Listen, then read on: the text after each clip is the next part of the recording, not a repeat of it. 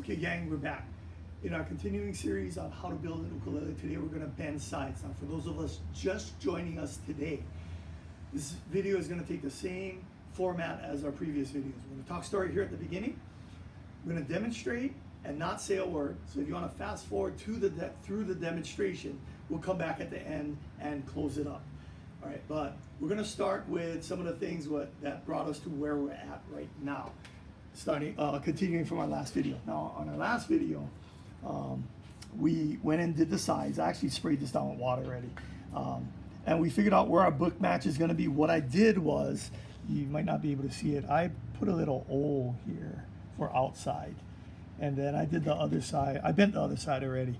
But we'll work on this side today. So remember, this is pre-tapered.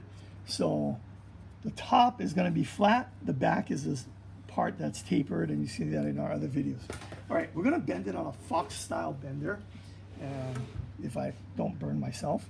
This is made with a blanket, and they're basically all the same. I don't have the crank on the top. You're going to see how this one works. It's a very simple design. There is one thing I did to this bender that is not common. If you look at this piece of wood right here, there's a little notch right in this piece. So what I've done is I figured out exactly the length of my sides, and if I'm not mistaken, it is 18 1/8 of an inch. So that will bring it from tail to heel, right up here, 18 1/8 inches, and it's going to fit right inside the mold, which is right here. Okay, so I've turned on the blanket already. This blanket does not have a temperature controller or anything. What I do is I just turn it off once it's bent. So what we're going to do is we're just going to show you how I bend it. I don't use slats. I just use a blanket. I use 2 pieces of wood, and we'll just go. So for those of you just joining us and those of you coming back, I'm going to shut up. You can fast forward to this demonstration, and we'll come back at the end.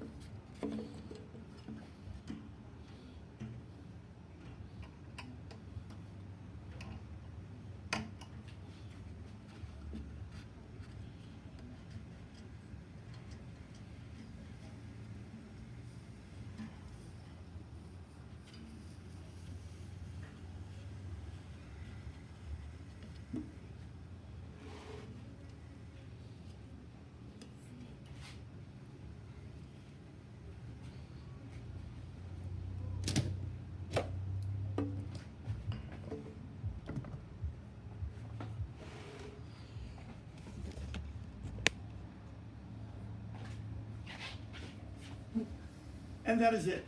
Bending aside on a fox style bender. What I did was I pulled out the plug, and we're gonna just let it cool in place for a while. Now what's gonna happen, and what I didn't do with this bender, is I didn't over bend it. This is an old bender. what I should have done was figure out how much I need to overbend to account for spring back, because what's going to happen is the sides are going to spring back and they're not going to fit exactly in the mold. So what I do instead was I have a actual bending iron, and you guys might have seen it. I have a bending iron on the side, and I'll go ahead and finish up bending it more by hand so that and I'll get rid of the spring back in the sides. Now, there is one thing I did to my side bender. In fact, I'll show it to you guys right now. Maybe I should have showed it to you earlier. It's just a simple Stu-Mac bender, but I did modify it. It took me a while to do that. It comes with these holes over here, right there, so you can put a clamp and clamp it to the bench. I finally figured out that I'm going to chisel it out and make a flat surface over there. So when I clamp it to the bench, the clamp actually fits in nicely. All right, so that's what that looks like. What I'm going to do is once I pull it out, I'm going to put it inside the mold. It's kind of a little far from here. I'll put it inside the outside mold, both sides, match it up, and this will be 18 1/8 inches going all the way right over there. All right, guys, that's it. You got let's turn it this way. So if you got any questions, comments, anything you want to see, by all means pop them down. I'll get back to you as soon as I can. If you want to subscribe, go ahead and subscribe. We're going to continue on with this series. I apologize. I'm just kind of doing this Hawaiian time, and we'll do a video when we get to it. I got other stuff that I'm building on the side, but this is going to be the example that we're going to use for this building series. I think what I'm going to do next is either glue on the head block and heel block, or what we'll do is we'll work on the neck. I got some milled necks over here, and we're ready to do the glue up on the heel stack, and we're also going to cut the scarf joint on a jig that I made for the miter. So I have another video for that somewhere on my channel. You guys can go look at that one, but we'll go ahead and replicate it anyway. Catch you guys next time.